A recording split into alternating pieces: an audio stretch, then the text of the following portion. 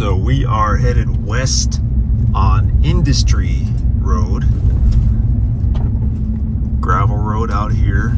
We're a few miles west of Lebanon, Missouri, which puts us just a few miles east of Bennett Spring State Park and the very popular Niangua River. Bennett Spring State Park actually has a large trout hatchery, and they stock that section of the Niangua River with rainbow trout and brown trout, and you can basically catch trout all up and down that section of the river, which is fantastic. And again, we're headed west on Industry, and in just a moment here we'll kind of get our bearings and figure out where we are.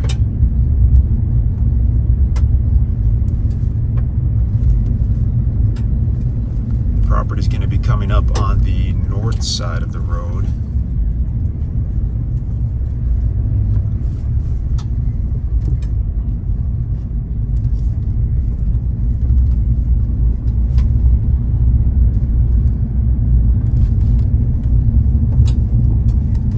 It's supposed to be a beautiful day out here today. We'll see if it really turns into one.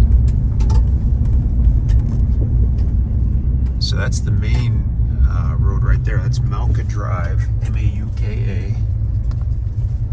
And that goes back for most of the tracts at Whitetail Ridge. This particular tract that has the cabin on it, you go a little further on Industry, and then we're going to take a right. Actually, you can see those two mailboxes there. That's where we're going to go right to go back to the actual cabin. One of those mailboxes might serve the cabin. I'm not positive about that. I would say that one of them does. I'll have to check on that to see which one. This little spur road that we just pulled off onto, that actually does go through, but we'll pull up to the gate here. This little section, oh, there goes a little rabbit.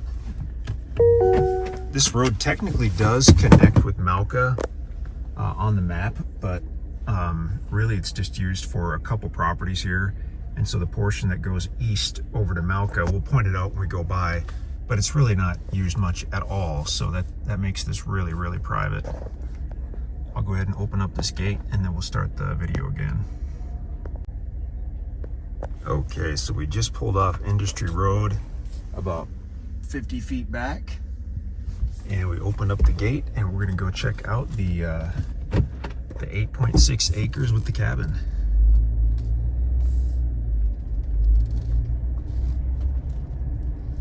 So this is a little short section of easement road that goes right back to the cabin and ends at that property.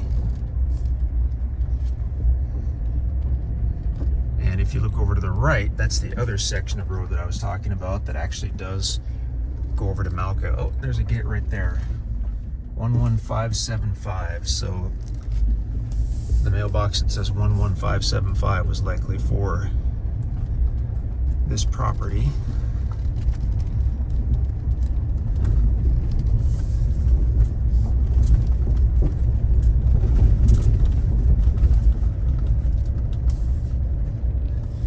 See the Wellhouse, there's a nice shed, there's the cabin there, beautiful pond, has a dock on it that definitely needs some repair, but the dock is still floating, so that's cool. And then here's the property itself. This was leased out, I guess, for a year or two.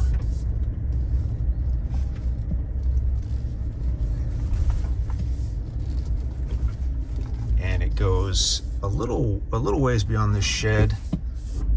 That stuff that you see over there, I believe that's on a neighboring property.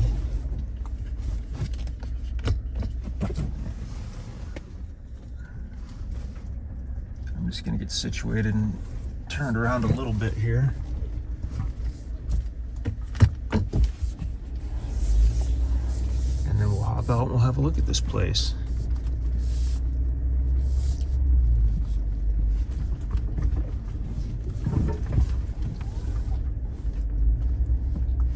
told that the pond does have some fish in it. We haven't really researched that to see one way or the other. But let's hop out and have a look and kind of see what we can see here.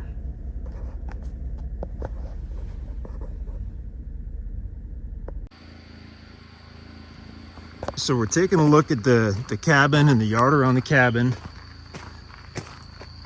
This is a pretty neat feature here. This is the pond with the big frog in it. This is the pond on the property. Beautiful. Years ago, somebody built a dock out there, and it still looks like it floats really nicely, but it definitely needs new decking on it. I would not walk on that dock. Well, I would, but no one else should. We're not sure how deep the pond is, but it is supposed to have fish in it. Some really pretty lily pads right there. Different types of trees all around. As we look north, some type of structure. This has been leased out for a couple years. And you can see, I guess that was maybe a burn pile. There's some odds and ends there. You can look at the topo map and that'll give you a really good idea how this land is situated. Basically, you can see where it's level as we go north here, but then if you look off to the right, I don't know if you can see it. If you look off to the right, past that little wooden structure, it does slope down into a valley. I believe if you go straight back, it stays level for a little while, but I think the topo map could help with that. Looking back toward the house or the cabin, it is small, but it looks like when it was built, it was built, you know, fairly well. It's on a concrete slab foundation. Electric service right there running to the property. It's got the drilled well with the well house up there. We've got the door open so we can take a look inside that in the well house and the cabin as well. Off in the distance, you can hear what sounds like a generator. I think one of the neighbors out here must be running a generator this morning. Look at the big, beautiful pine trees and oak trees. Gorgeous property. There's a fire ring right there. This was a concrete slab for something. We have no idea what. But I guess we could take a quick look inside the cabin. The power is turned off right now, but if you were to call the power company, they could take care of that for you. So we don't have any lights in the cabin, unfortunately, but we'll still get a pretty good look at it. As you come in, you go right into the kitchen, kind of kitchen, dining room, living room combo, basically. In fact, when this was leased out a couple years ago, there was a small bed over in the corner.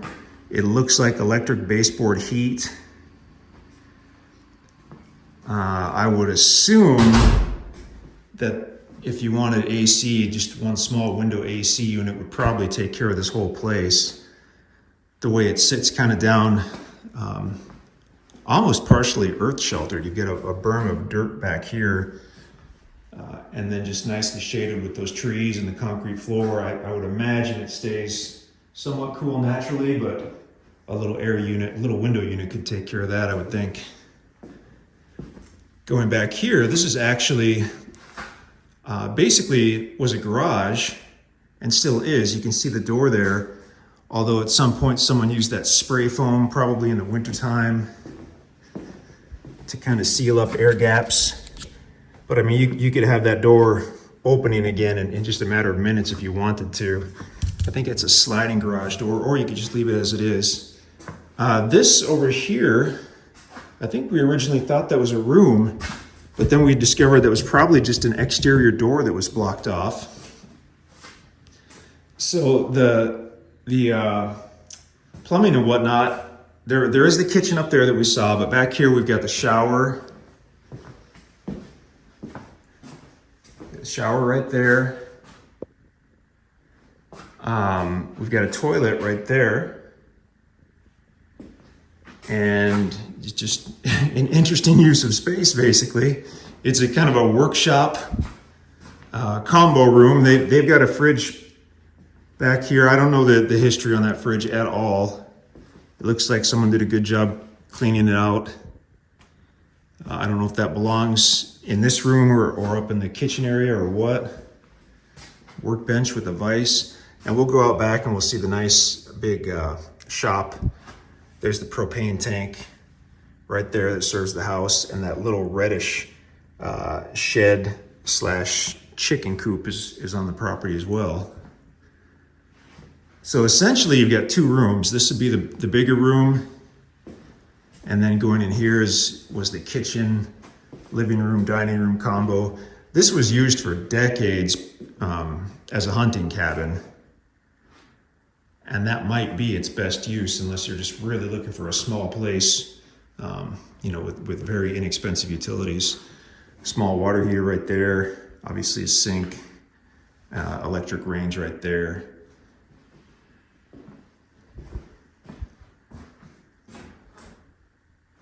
I guess there's an attic area. We've never looked up there.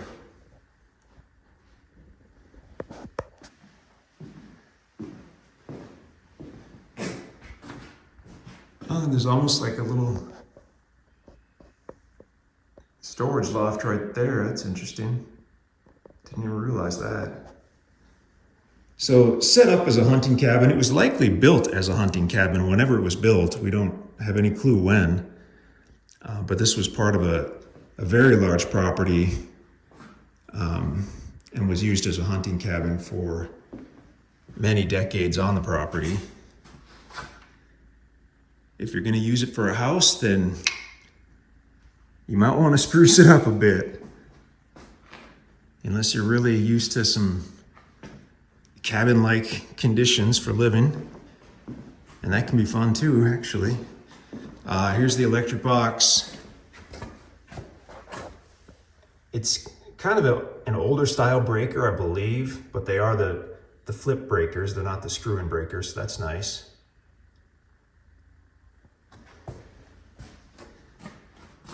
And let's go take a look at the garage outside, or the shop or the shed or what have you. Beautiful yard. You see this kind of trench here, and it looks like what they did, whoever was living here, because of the way it's situated, kind of built into the earth like we mentioned before. It looks like during a heavy rain, water probably comes down here and wants to almost collect in the back. So they just took and made a trench. I'm sure there's other ways to do that, but that appears to have been pretty effective. Man, that's a monster pine tree. That is a big dude. How big is that? It's 10, 20. Looks to be a good 30 inches, I would guess. That is a big pine tree. We might as well take a look at the power box while we're here. So we've got Laclede County Electric, and they're good to work with. It says the meter's off. It is installed though, so probably just a quick call to them, give them that meter number. That might be an on-off, or that could be an RV switch. That's an on-off breaker. Let's see if there's a pole number on here. You shouldn't need a pole number, but if you do, now we've got a few numbers on the pole. 21, 12, 16, 06. They used to ask for a pole number. Now they really just ask for the meter number in any of the companies we've dealt with. And you'll have all that info there. Plus you'll have the address. Now this is something we didn't know about, and this is a very cool surprise. Here we've got some grapevines that are being cultivated here. Someone who knows a lot more about grapevines than we do has set this up pretty nicely. They've got wires strung across. They've got a large one there, a large one over there, and they're doing really, really well. Look at that.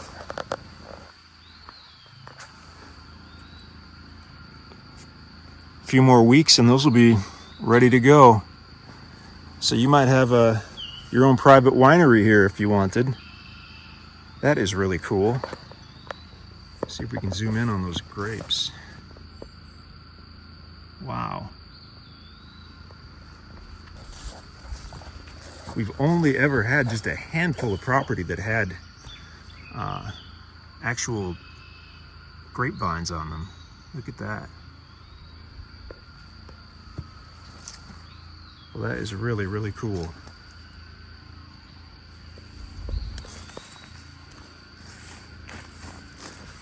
This one here is just loaded with grapes already.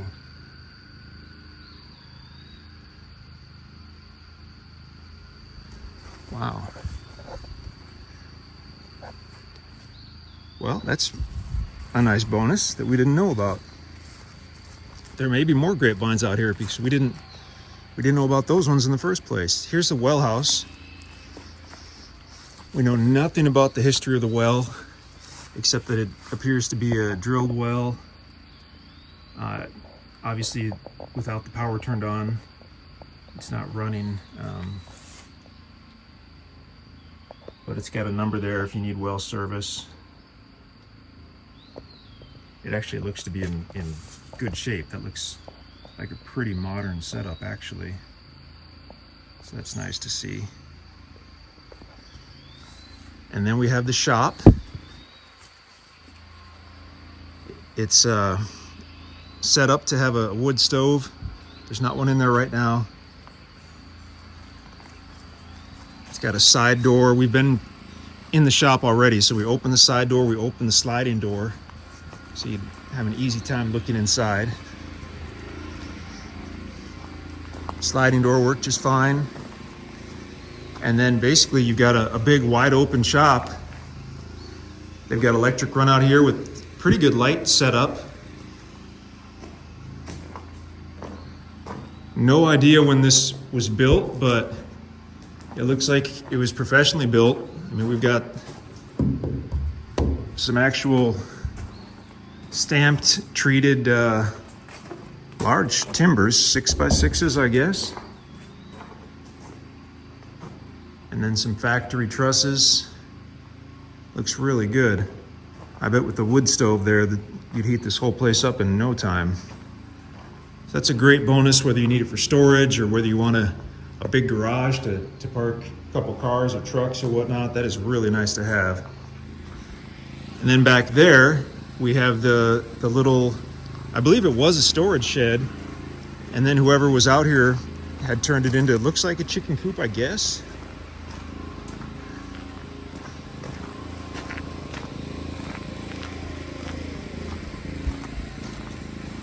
Yep. So it's not as dirty inside as I expected. It's surprising.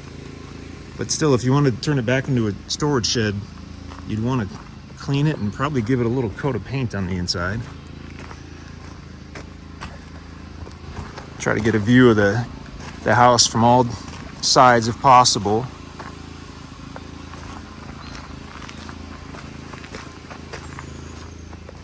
And as we mentioned earlier, this is the propane tank that serves the house. Come to think of it, did we see a propane heater in there? I think we did. There's the fill spot and the gauge. I can't tell if it's got any propane in it or not. We don't know offhand who the propane company is, but that'd be easy enough to figure out. That says All-Star Gas, but that might be quite old. We'll do a drone video as well, so you can kind of see this from the air. It's a big tract. It's over 8 acres in size. When we were inside just now, we can go back in and double check this. Didn't see any signs of the roof leaking. but I'm going to step back so we can get a good look at it. It looks like quite a bit of moss growing on the roof. I'm going to guess that's because they picked a spot and allowed it to become shaded with these trees for comfort, basically. And of course, being shaded the better part of the day allowed that moss to grow, especially here on the north side.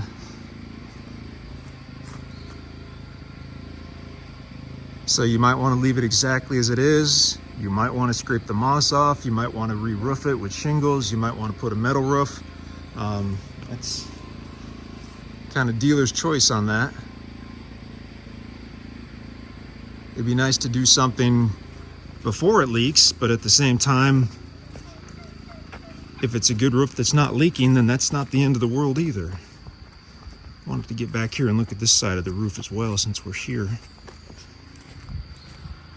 And that's got moss just right where that tree is blocking the sun. Nice thing is, on a small roof like that, I mean, you could roof that totally by yourself in a day if you've ever done a little project like that, and probably have less than, for sure, less than $1,000 in supplies. Very likely less than $400 or $500 if you used the basic shingles. But now I'm curious to see if there was a propane heater in here. Oh, we had the electric baseboard. So maybe the water heater. There's a propane heater, okay. Right there. So that they used either as supplementary or as a main heating source, at least for this back part. I'm not sure. I think the fridge they probably just moved while they were cleaning and moving stuff. I'm sure the fridge doesn't belong there. Another electric baseboard heat. But yeah, the propane tank that we see runs basically right through the wall, and I can see the line back there against the wall, and it feeds into, looks like it feeds into that heater. Those are good little heaters too. They're fairly efficient and they heat up spaces quickly. So yeah, for someone looking for a little hunting cabin or a little vacation cabin, I mean, you're just a couple minutes from the Niangua River, a few miles from Bennett Spring State Park. You could go as far as you want to with this house. I mean, you could make this super fancy, or you could use it basically as it is.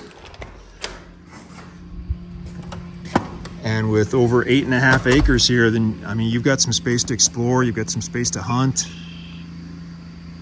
If you wanted to create a different campsite or building site deeper into the property for more privacy, I mean, you'd have that option as well. And we'll do a drone video, like I said, so you can see it from the air. But yeah, beautiful property. I wish we had more like this. We almost never ever have a property with an existing structure. So this is pretty cool to see. Even without the cabin, I mean, you've got electric, you've got the drilled well, you've got the pond, the big pond right there, and you've got over 8 acres of surveyed property. And you've got that big shop. I mean, man, you've got a lot going on here. We'll shut the doors on that shop before we go. Before you come out to check the property out, just let us know and we'll get you the combo for the lock on the gate. And we'll let you know about entry to the cabin. It may be locked, so get a hold of us there. And meanwhile, check out the drone video and let us know if you have any questions.